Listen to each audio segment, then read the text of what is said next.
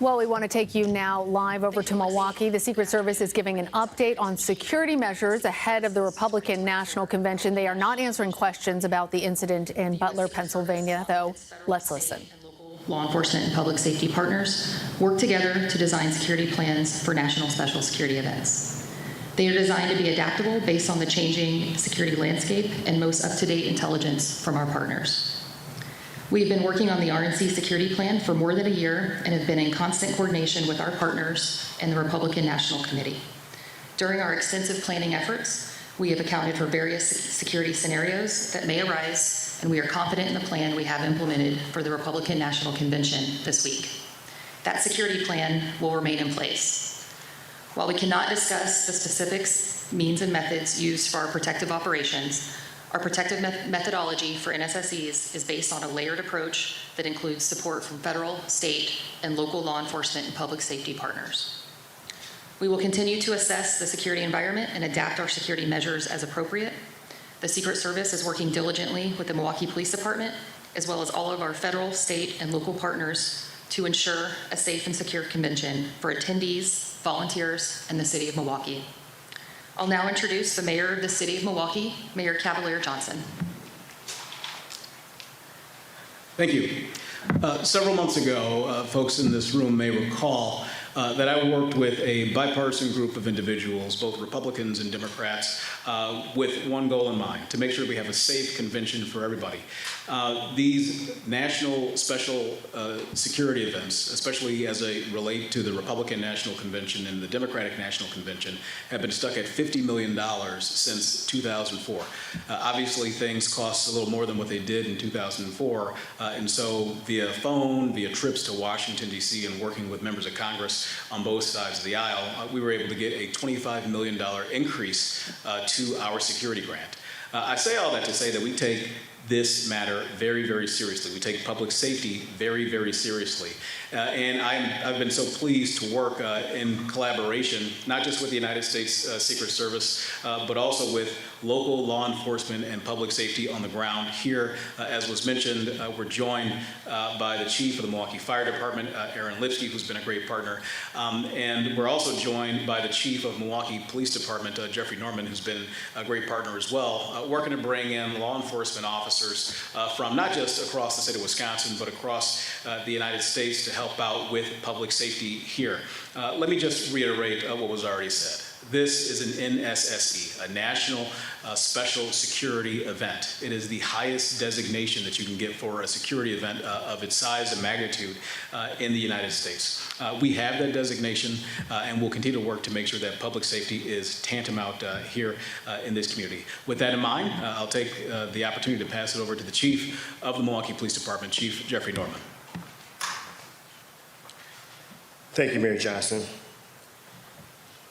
18 months that these plans have been put into place in regards to what we're going to have for this event. This is a collaboration between federal, state, local, but beyond just from a law enforcement community, this is a collaboration between our elected leaders from both local, state, and also national. But also we have engaged community. We have workings with our community members in regards to ensuring the safety of this event. While we cannot talk about the operational plans, I can say from the CEO of the Milwaukee Police Department, this local police department here, I'm very comfortable in regards to the plans that we have made together. Not in silos, not where we're just kind of going over peruse, actual planning together. As you can see in regards to my fire side, also from the county side in regards to the type of collaboration. The collaboration is real. As the mayor said, this is a national special security event. Can't get any higher than that in regards to that particular type of designation. And so I just want to reassure not only our community, the greater community, those involved at the convention, but also in our city. We got this. We got this. Thank you. All right, with that, we're going to move into a brief Q&A. Please just place a hand up. We'll call on you. Please wait your turn. One question, one follow-up. Name your name and outlet beforehand, and we'll get through as many as we can before we have to head out here, okay? So We're going to start right here, down on the left, black t-shirt. Shimon Brokovets from the CNN Secret Service. I don't understand why it is that you had one of the most significant events in the Secret Service's history occurred yesterday, and no one from the Secret Service has publicly decided to take questions about what happened. You had the FBI today openly giving us an on-the-record briefing about their investigation, but yet we still have not heard from anyone from the Secret Service about what happened, about what the agency knew, about the lead up into the event concerning security. And I just don't understand how anyone would think that that's okay. So my role in the Secret Service is the RNC coordinator, so that is my purview. Any questions regarding yesterday's event can be directed to our Public Affairs Office out of DC.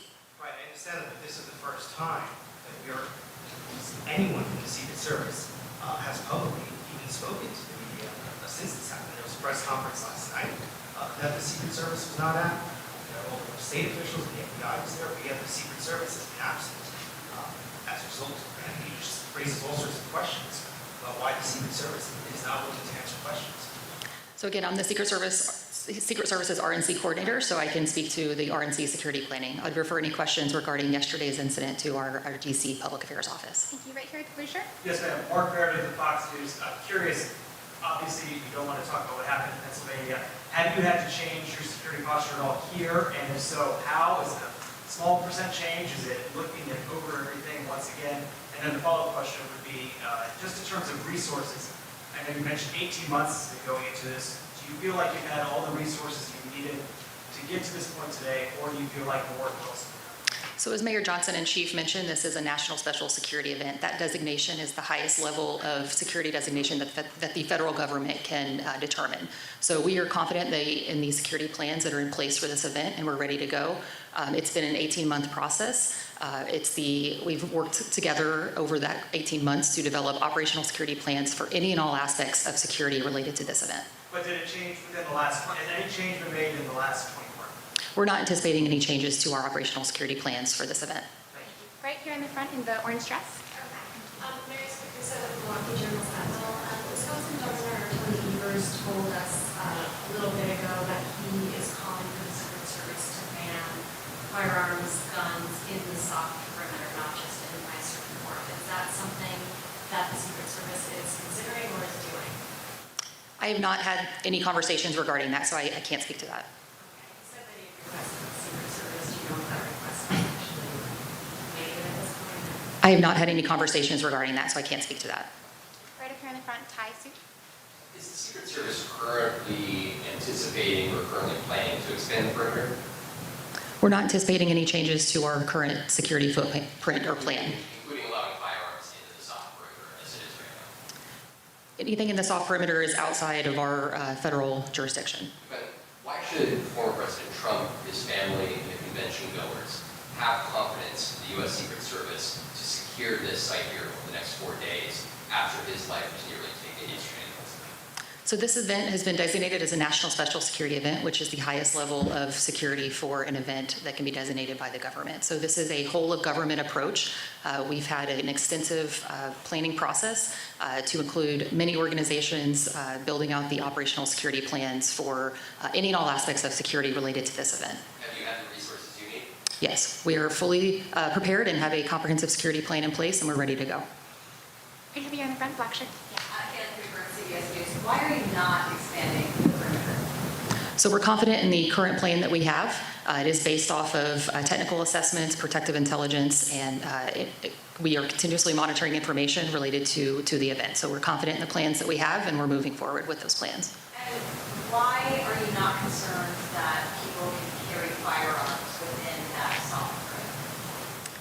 So again, the Secret Service inner perimeter is our primary jurisdiction, so I would defer any questions related to outside of that zone to my partners here on the stage. Yeah. Yeah. So one of the things I've understood in regards to the inner perimeter, it's the largest inner perimeter that has been part of the convention, to my understanding. Maybe I have to get that clarified. And so that is one important point to be able to understand in regards to what that level of security about what the inner perimeter looks like. In regards to the ability to carry a firearm outside of the inner perimeter, Again, our state law allows for the particular right to carry a firearm. We as a city cannot legislate out of that, and I don't know if our mayor wants to speak on that anymore in regards to that. And so for we, in regards to our law enforcement aspect, we have to operate within those guidelines. Unless it's something that is against state law, we have to respect Second Amendment right to carry your firearm, especially in regards to open carry or carry and conceal if you're licensed. And so that is a, again, issue that we have to navigate. And I will say this, and I've said this many times, as that is your right, please exercise your right in a responsible manner. Please ensure that the behaviors that we would like to see for those with that responsibility aligns with that responsibility. The Milwaukee Police Department will not tolerate any particular behaviors outside of what is legally allowed in regards to that right. Thank you, Chief. And just to reiterate what the Chief said, local ordinances in the state of Wisconsin do not supersede state law. Wisconsin is an open carry state, and therefore the City of Milwaukee and no other jurisdiction in this state can supersede that state law. Folks should be aware, though, that proactively before the convention gets started, we did take action at the local level to ban items that we could ban. So we used our authority already at the municipal level to take that sort of security precaution that we were able to do. But in terms of banning weapons in the outer perimeter, that is not within our purview because of state law. Right up here, for sure. Yes, sir. Yeah, Danson, the New York Times for the Secret Service. If there haven't been any changes to the overall security plan, have there been changes to the protection plan for the former president, his family, and other elected officials? So I'm the RNC coordinator, so I can only speak to the National Special Security event. The plans that we have in place will continue as is, and we're confident in those plans. Right there with the things and glasses. Yes, ma'am. And that's been for are there any new threats to Mr. Trump or the RNC or to protesters? How will you protect protesters?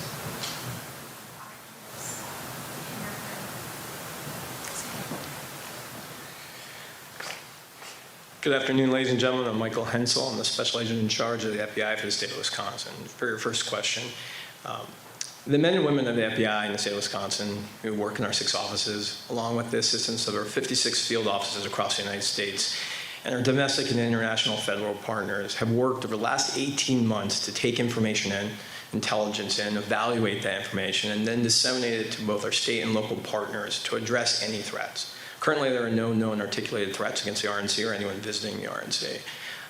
That's important because we also need the help of the public. If they see something during this time or feel uncomfortable with something, please let us know. Let your local law enforcement agencies know, or the FBI. 1-800 call the FBI. Can I just follow up? Sorry. We're going to go ahead and make sure we get other questions first, and we can come back to you. Just hold 1 minute, please. Did you have a follow-up? Okay. Next question? Right back there. Yep. Hi, Nicole, ABC, for the Secret Service. Just to be clear, did you or did you not make changes to the security plan based on the events of yesterday? There have been no changes to our current operational security plans for this event. Why not, given the fact that the former president was the assassination? So again, this event is designated as a national special security event, so it is an 18-month process that involves all levels of government that are contributing to the operational security plans for this event. So we have an operational security plan that's built out for every area of responsibility related to any and all aspects of security related to this event. Right here. Yes, sir. With glasses. Nick Waters with Bloomberg News. So to the local and state officials on the stage, have you made any changes to your plans for this event, bringing in more officers, more intelligence gathering, and anything else as a result of what happened yesterday? We look beyond the Secret Service. I can just reiterate what I said before in terms of what the City of Milwaukee has done. Our council, in conjunction with me, passed and signed a local ordinance to make sure that there's more protection in the outer perimeter as it relates to officers from across the state of Wisconsin or elsewhere coming in to assist with public safety around this. I defer to Chief Norman. No change. So, sorry, so you said make sure there's more protection in the outer perimeter. So what does that look like on the ground? I'm sorry? What does that look like on the ground if you police is saying there's no change? What does it look like on the ground if you're saying there's more protection in the outer perimeter? Some of the ordinance. So the ordinance that I'm referring to that All right, we've been listening to the Secret Service, the FBI, Milwaukee Police, that's the mayor of Milwaukee, as well as other officials, all giving updates on the security measures ahead of the Republican National Convention, which officially kicks off tomorrow. The Secret Service said they are not anticipating any changes to their security plans following the attempted assassination on the former president, in part because the RNC already had the highest security designation. Now, one of the challenges that security addressed during this press conference is the open carry laws of the state of Wisconsin. But the chief of Milwaukee Police said he believes that this is the largest inner perimeter of any convention and is, quote, very comfortable with the plans, adding, "We got this." I'm going to bring back in Scott MacFarlane, who is in Butler, Pennsylvania for us. He was there at the rally. He has continued to cover every aspect of this. And Scott, I'm just wondering, you've been listening to this press conference as well. What stood out to you? Yeah, the Secret Service taking lead on this historic event that begins tomorrow in Milwaukee is expected. It's noteworthy, but it's not lost on the folks here in Butler, Pennsylvania. They were lead on securing the event yesterday that ended in a calamitous failure, a monumental, historic, singular failure at an event with thousands of people, all of whom went through magnetometers, all of whom were screened. To be vulnerable to a shooting is a massive failure. As the investigation's underway here in Butler, Pennsylvania, let me tell you a few of the most recent updates, Lana. We've learned from law enforcement sources the FBI is in possession of the shooter's phone. It's now at the FBI lab in Quantico, Virginia. The shooter's family is cooperating with the investigation, and according to law enforcement sources, the firearm used was lawfully purchased by the shooter's family some years ago. The crime scene, which is way behind me on a blocked-off road at a farm festival event space, is almost like it's captured in amber. It hasn't moved. It's caught in place. It is the scene of one of the most distinctive criminal investigations in U.S. history, and everything there is untouched from yesterday. Many of the thousands in the crowd left belongings behind. We left belongings and equipment behind. The enormous U.S. flag that was hung over the stage for Donald Trump to speak beneath is still waving in the wind, hanging there. This is a distinctive spot right now as they investigate the near assassination of a former U.S. president and whatever evidence exists on this farm field in Butler, Pennsylvania. Well, Scott, unfortunately, as is all too frequent with public shootings like this, those moments are captured there with belongings strewn about, left in time. But I want to go back to what you were saying about the Secret Service and the massive failure at the event yesterday. You could hear from the reporters a bit of frustration, both that the Secret Service has not been briefing on the event in Butler, and we just heard that the representative of the Secret Service stressed those questions need to go to somebody else. I'm just here to talk about the RNC. But then also this, what seemed curious, that there were no changes to any of the security efforts there. Is that surprising? They're at what they consider the highest threshold of security postures in Milwaukee, as if you can't ratchet it up a notch higher. It's already a national security event with what I think the Secret Service would characterize as the most rigid possible security standards. The Secret Service is not leading this investigation here in Butler, Pennsylvania. This is an FBI investigation, and the Secret Service unequivocally is going to be the subject of investigations by others about how they performed or failed to perform here. We have both parties in Congress who rarely line up on anything saying they're going to launch investigations into what went wrong, how an event that was supposed to be uniquely secure became so insecure.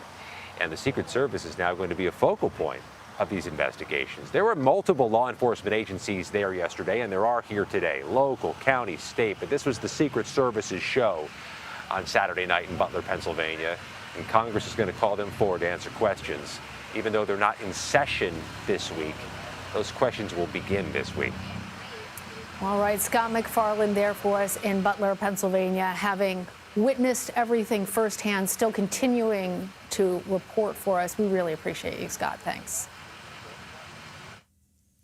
We have now our law and justice security correspondent Nicole Sganga with us on here in Studio 57. Also one who has been reporting every aspect, every new detail. You were listening to that briefing as well. What are we learning now about the investigation? What are the latest details you can share? Yeah, well, the FBI did give a briefing earlier today, and we learned a little bit more about how federal law enforcement is piecing through the evidence within this investigation, all of it being sent to Quantico, including the gunman's phone. As of now, investigators have not been able to unlock the phone. They were able to get a hold of some messages. So far, nothing concerning, but still looking through the gunman's social media. We are told he does have a small footprint there, and investigators trying to get to the bottom of what was the motive and confirming that this gunman appears to have worked alone. At this point, no indication that there were others coordinating at all with the gunman here. Law enforcement also saying that there is no current public safety concern. And you did just hear from FBI at that Secret Service briefing as well, saying that the FBI knows of no known articulated threats towards the Republican National Convention. That said, a somewhat shocking statement from U.S. Secret Service that there are no changes to no plans to change, rather, its existing security perimeter. Because initially we thought that maybe the security perimeter was going to expand. And even as late, as recently, I should say, as last night, there were law enforcement moving barricades surrounding the Republican National Convention last night. There were indications that perhaps there would be a larger security presence at the event. The Department of Homeland Security sent out a statement suggesting as much. And so this operational briefing, in part, surprising. Now, it is what the Department of Homeland Security refers to as a Tier 1 event. Scott referenced it there. It's a national special security event. That is the highest designation the federal government can give. That means in addition to having local law enforcement there are over 24 states sending officers to help bolster the security footprint. It means not only FBI will be there, but there will be Homeland Security investigations. There will be CBP officers. There will be other law enforcement within the federal government bolstering this. And all of this is led by the U.S. Secret Service. They have been planning this for 18 months. That said, we are talking about a historic and singular moment with the assassination attempt of the former president. So it is quite shocking to hear that briefing. And it is, frankly, notable that the U.S. Secret Service has not yet briefed the press on the events that unfolded yesterday. Yes, but there was a briefing by the FBI. You listened to that. I'm going to play for our audience a little bit of what was said. And we have several items of evidence that are in the process of being transported to the FBI lab in Quantico, Virginia, for processing and exploitation, to include the shooter's weapon and his cellular telephone. I can confirm that the gun used in the shooting was an AR-style .556 rifle, which was purchased legally. So we heard more information about the weapon that was used and the cell phone, as we discussed. How long might it take investigators to actually get information off of that cell phone? Well, we are standing by for more information regarding how difficult it will be to crack. You heard the president say earlier today he hopes this is a quick and thorough investigation, but right now investigators still unable to open that phone. We should point out, you mentioned the weapon, that AR-style .556. Right now, investigators also trying to figure out whether or not we know, based on tracing of that weapon, that it was legally purchased by the gunman's father. Whether or not the gunman borrowed it, took it, stole the weapon, all of that pointing to possible further charges of the family. We do know the family at this time is cooperating and speaking with investigators. Fully cooperative, as are others that knew him. We have heard from the nursing home where he worked, the community college, everybody saying that they are shocked by this, but that they are all pledging their full support. All right, Nicole Sganga, thank you. Thank you.